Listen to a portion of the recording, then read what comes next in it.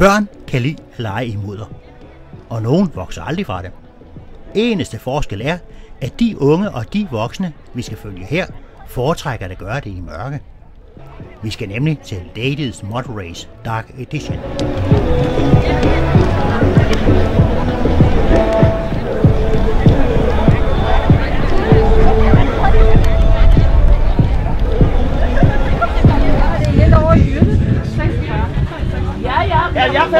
Jeg kom ligesom først. Stå her slot. Tine Henrik. Ja. Du skal ikke have løb. Har du noget bagage? Og mens vi venter på, at Vorherre slukker den store fotolampe og lader mørket sænke sig, er forberedelserne i gang med udlevering af startnumre til de i alt 357 deltagere. Du skal have lys på. Nej tak, jeg har med. Nå, okay, det ligger bare oppe i bilen, vi har selv taget med. Nå, men jeg er da betalt. For et lys? Nå, så vil jeg gerne have med. Der står ikke din anmeldelse. Det er det, der har ikke med. Inden døre er der gang i januarudsalget, eller er det bare et spørgsmål om at finde en one-size refleksvest, der passer i farve og størrelse?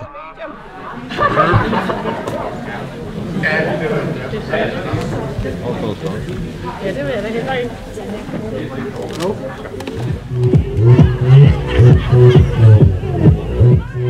Intet løb uden opvarmning. Oppefra kommer en svalende dus, der minder meget om det, man finder i en velassorteret grøntafdeling i supermarkedet. Men indefra kæmper kropsvarmen med glæden om at komme til, mens musklerne klargøres til en flyvende indsats. Der skal nemlig forceres mere end det, jeres udkørte medarbejdere dokumenterer her. Vi kamera overvåger alle forhindringer på det gamle GHR-område. Men derudover skal løberne også en tur ud i den mørke og skumle skov, hvor adskillige forhindringer står i kø for at besværliggøre løbet. Her ser du nogle af dem i dagslys, men læg så en god portion bullermørke oveni, og forestil dig, at din bedste ven i aften er pandelampen.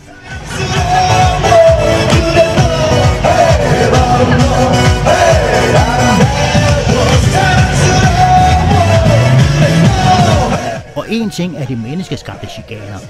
Noget andet er de vandhuller og svirpende grene, som er naturlige bestanddele af enhver skov. Oppan Gangnam Style.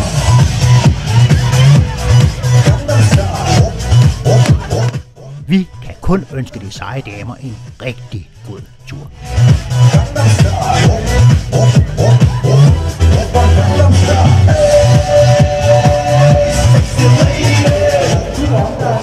Første gang I kommer herned til området, så løber I udenom området og ind på ruten igen. Og når I skal i mål, så er det lige hen over de der 2 biler. Nå, så er vi ved at være der. Er I klar til at tælle ned? 10, 9, 8, 7, 6, 5, 4, 3, 2, 1, go! Ja, det er dejligt at høre entusiasmen, alle de fine stemmer og alle de fine råd. Nu er det startgruppe 2, der skal trække herop til startportalen. I skal afsted om lidt over 1 minut, og det er sådan en form for tillidsbingo det her, så I kigger lige selv på startnummeret. 5, 4, 3, 2, 1, go!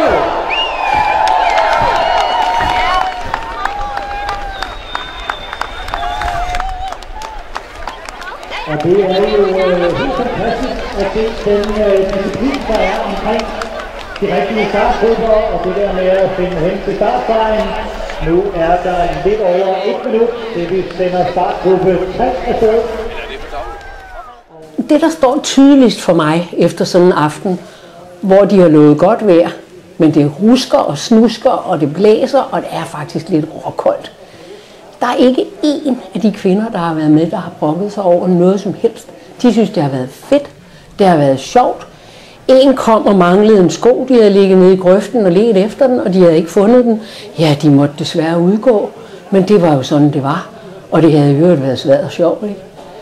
Jamen, og en kom faren og sagde, jamen se her, jeg har mudder over det hele, jeg har mudder i skridtet, ikke? Jeg må bare sige, at det har jeg godt nok aldrig prøvet. Og sådan var de bare alle sammen fulde af skæg og ballade, og synes, at det, og vi synes, det var en hård rute, ikke? Og det kunne vi jo også se. Det tog også tid at komme igennem, ikke? Der var store bakker og dybe grøfter, og fordi det har regnet så meget, så var der ikke kun mudder. Vi havde regnet med, at de måtte kun gå til anklerne, ikke? Fordi det er koldt, ikke? Men der er altså gået nogle af dem helt op til livet, ikke? Det var ikke helt meningen, men de var glade. De havde haft det fedt. Det havde været sjovt, ikke? Og så får man bare lyst til at lave sådan noget, ikke? Fordi det er skægt, selvom vi er puklet som vanvittige, ikke? Nu er I lidt flere, men I gør jo bare for at være rigtig, rigtig gode ved hinanden derude, ikke? Så det kommer til at gå helt fint. Og I skal afsted om 45 sekunder, og det er så gruppe 10, 11 og 12. Alle er klar til at komme. Alle er klar, ikke? Og det er godt. I råber lidt mindre end de andre, men det er bare fordi I koncentrerer, ikke? Ja, det er det. Og jeg siger det også til jer, der er spurgpræmier til 2 heldige i dag, som gør sig særligt bemærket på de sidste meter, så ved I det. Det er mig, der er overdommer, og det glæder jeg mig meget til. Der er også øl bagefter over hos Tommedryk. Det må der også være nogen, der glæder sig til. Men vi skal altså lige igennem 5 km først. Og lige om lidt tæller vi ned og sender sidste startgruppe afsted. 5, 4, 3, 2, 1, go!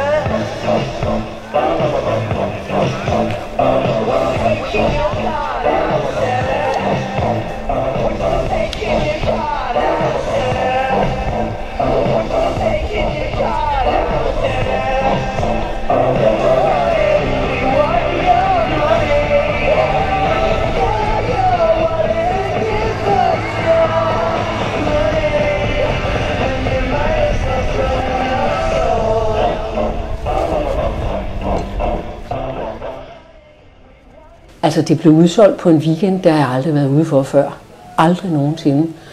Og jeg begyndte allerede sådan at få små i hjertebanken, ikke? Efter det, jeg tænkte, tak skal du ellers have. Nu forpligter det, og nu skal vi bevise, at vi kan. Og jeg vidste på forhånd, at selvom vi kan meget i Næstved Firmasport, så skulle der være 50-60 frivillige i gang, for at få så stort et løb til op at køre, ikke? Fordi der er mange forhindringer, der skal sættes op. Nogle af dem har taget virkelig, virkelig lang tid. Og der skal sørges for parkering, der skal sørges for forplejning, der skal stå vagter ude på ruterne, sådan så de ikke løber forkert. Der skal være samaritter, der skal stå nogen med varm suppe ude i teltet, når de kommer tilbage. Vi skal have sat olietønder op, der skal fyldes med brænde, og der skal sættes ild til. Der skal stå nogen og trykke på små knapper, sådan så de der stage flames, de bare giver sådan et kæmpe stort brus af ild op, ikke, når de kører gennem målstregen. Der er så mange funktioner, ikke? Og der er rigtig meget logistik. Det havde jeg ikke set på forhånd. Altså jeg har siddet simpelthen derhjemme og lavet lister over, hvad vi skulle huske. De sidste 3 dage, der er det klokken dut, var det sådan, klokken dut, var det det. Simpelthen for at være sikker på, at vi nåede det, vi skulle.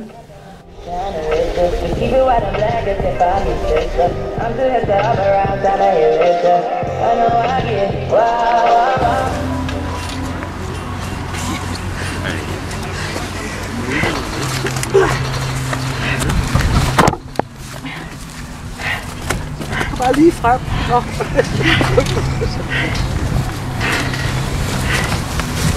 Det er flot, ja. Det er lige frem. Jeg er lige på det.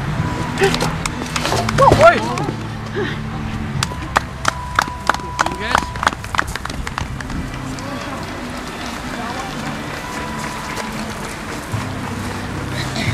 Det er jernsækker. Nå. Ja, det er flot. Ja, det vil jo ikke vande til jernsækker. Nej, det får gøre lidt nemmere for jer. Det er så langt sværere. Faktisk. Lige frem. Bare lige frem.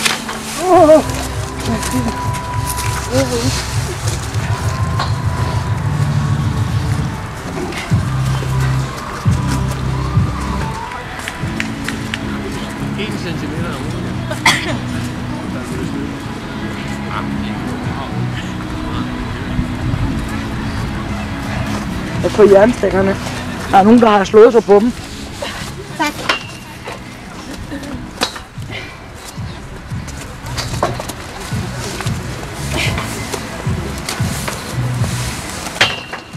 Godt klar. Vi skal bare lige ud. Ja, tak. Der kommer 4.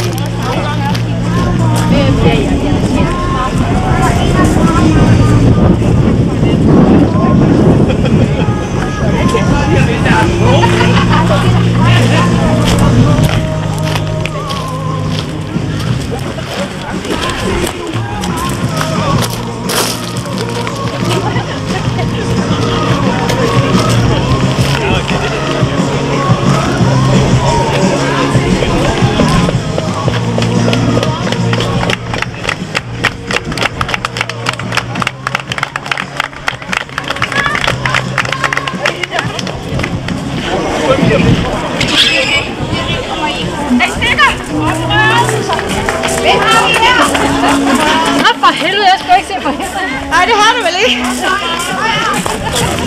Shit.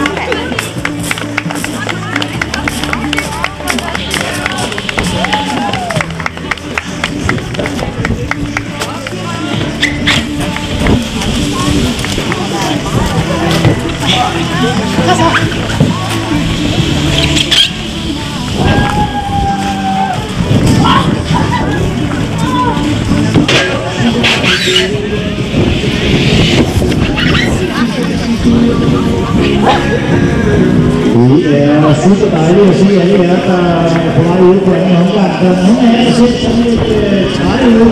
Men husk, på gang i bilen, så skal man bare sætte sig lige foran det andet, og så lige pludselig så man vente den der bakke der, og så er man hen over den, og så kører det bare. God tur ud på sidste omgang. Det skal I også have en fordel med den kender, den omgang, vi skal ud på.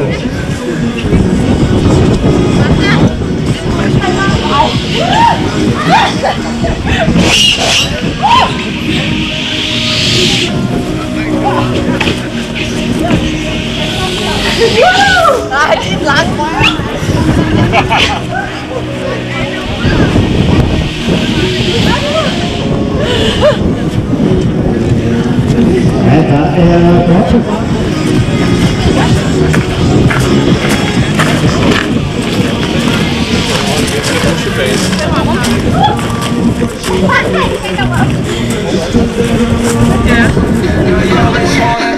Jackie Chan. Dropped top, how we rolling down on College South Beach. Yeah, look like Kelly rolling, this might be my destiny. She want me to eat it, I guess then it's on me. That you know I got the sauce like a fucking recipe. She just wanna do it for the grand. You know, she just want this money in my hand. I know I'ma give it to her when she dance, dance, dance. She gon' catch a Uber out the Calabasas. She said she too young, don't want no man. Det er super dejligt at se alle jer, der er på vej ud på anden omgang. Der er nogle af jer, der ser sådan lidt trætte ud. Men husk, at hvis man lige får gang i benene, så skal man bare sætte det ene foran det andet, og så lige pludselig så er man henne ved den der bakke der, og så er man hen over den, og så kører det bare. God tur ud på sidste omgang. Husk, I også har den fordel, at I nu kender den omgang, I skal ud på.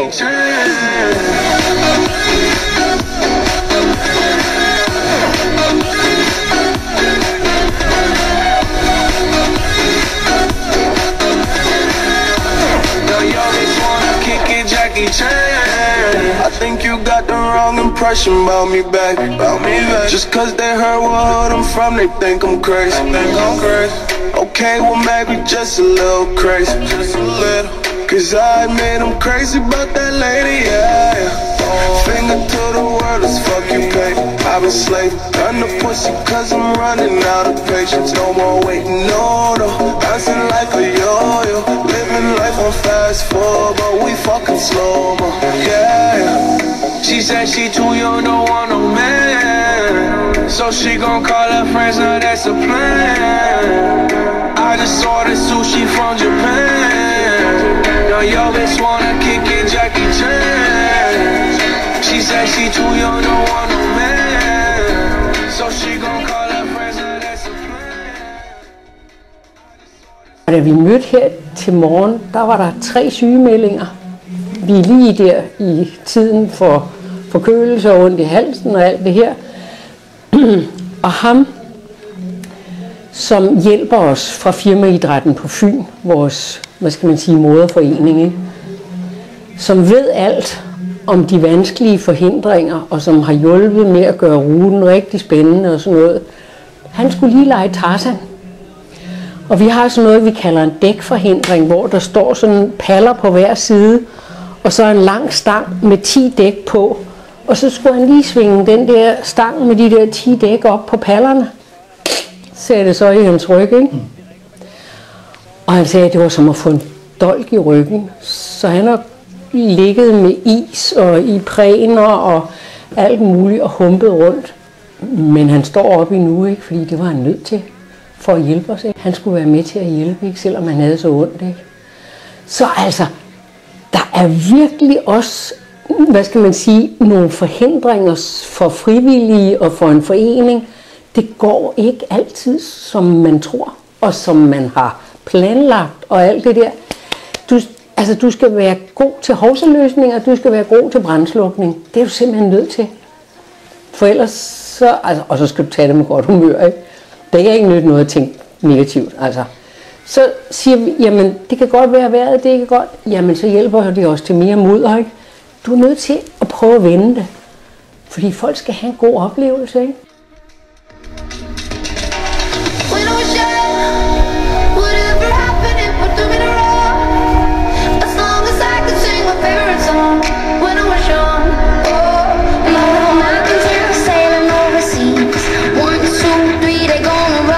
Så tror jeg faktisk, at det er første løber, som lige passerer bilerne her og løber i mål. Vi giver hende lige en rigtig, rigtig stor hånd, mine damer og herrer.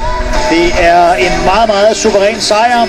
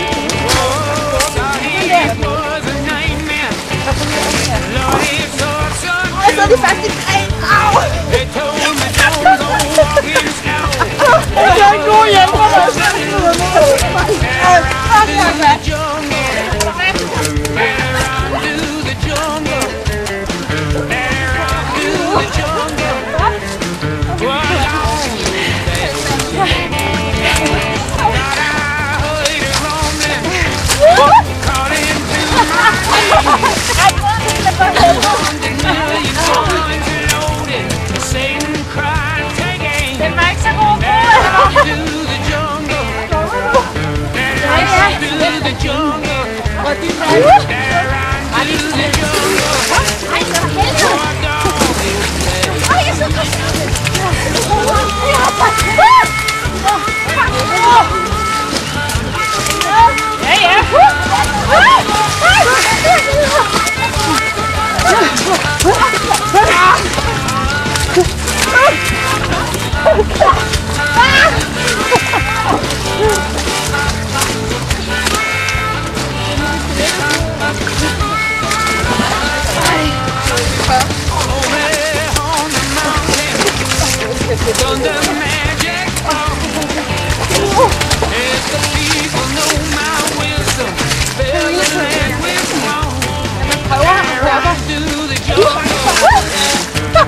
kunne have fanget i.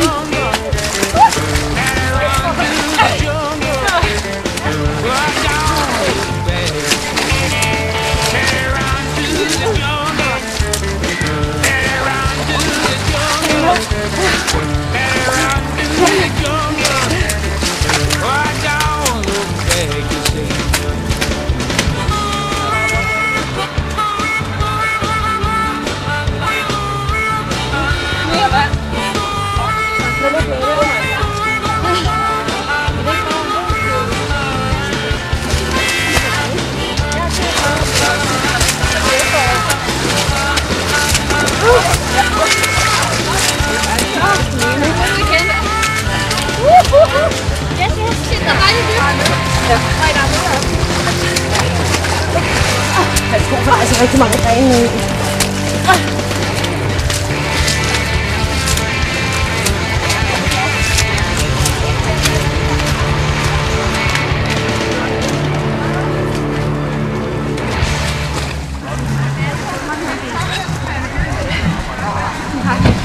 Er det første tur? Anden tur, så skal I til højre lige her. Jamen, du er klar, kan man ikke?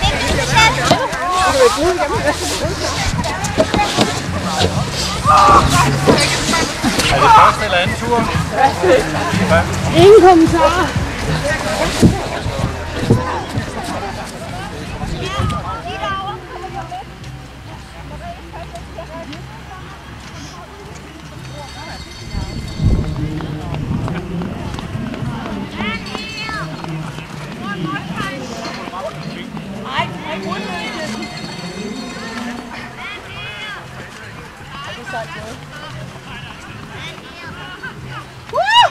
Hold kæft, så meget skrev har jeg sgu da ikke. Men tælstangen, ram med tælstangen i stedet for det, det kan du ikke. I må huske at få sådan en, og så er der som sagt suppe nede i det hvide telt. Her er der også mulighed for at få taget en selfie, hvis man skulle være interesseret i det. Og inden man får skåret helt kraniet i suppe, så kunne det være en meget god idé. Endnu en kvinde skal vi se passere bilerne her. Meget, meget elegant. Sådan. Så skal vi have endnu en bilpassage her. Jeg er meget spændt på at se, hvordan det kommer til. Nej, det er næsten som at se Don Johnson i Miami Vice. Rigtig godt kæmpet. Velkommen på målstregen. Og til jer, der er på vej ud på anden omgang. God tur. Der bliver taget tilløb til bilpassagen her. Det er meget forsigtigt. Men det er godt at se kvinder, der passer godt på bilerne. Og så er der bare lige målstregen. Den venter lige heroppe.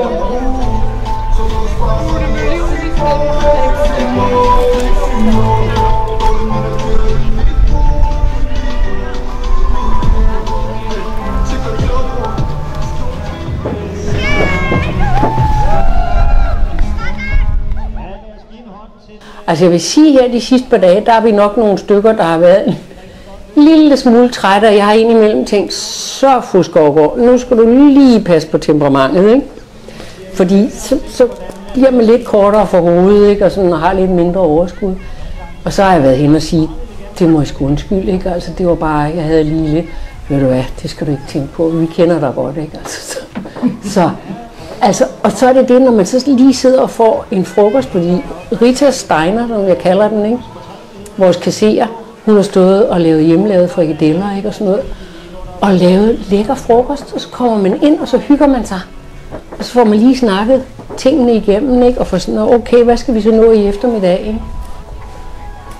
Og så, det kitter jo også sammen. Og folk, altså der er også nogen, der siger, hvem er det nu, vi sad sammen med ham der, han smadrer sød, ikke, du ved, og hvor er det nu lige, han arbejder, så hvad er det, han hedder, ikke, og sådan noget. Så folk, altså, der er nogen, der spiller petanque, ikke, der er nogen, der spiller seniorbadminton. Man lærer hinanden at kende på kryds og tværs i foreningen. Og det er jo også noget værd, ikke? Og jeg har spurgt nogle af dem, inden de gik hjem, sagde, hvad så? Ses vi til næste år, eller fik I nok? Nej, vi er på. På et eller andet tidspunkt, så tænker man, tak, spids. Hvem var det, der fik den her idé? Ja, det var vist nok mig, ikke? Ja. Men altså, når det så er færdigt, og folk er glade, ikke? Og dem, der har været med, de synes, det har været godt. Så har man jo ikke noget at klage over, udover at man er lidt hængeøret, ikke? Og lidt træt måske, ikke? Så kan vi gå hjem og sove. Lykkedes det at komme? Det ser også ud, som om der her har været lidt hårdt arbejde ude på ruten. Det er noget, der fortjener en stor hånd. Velkommen i mål. Godt kæmpet.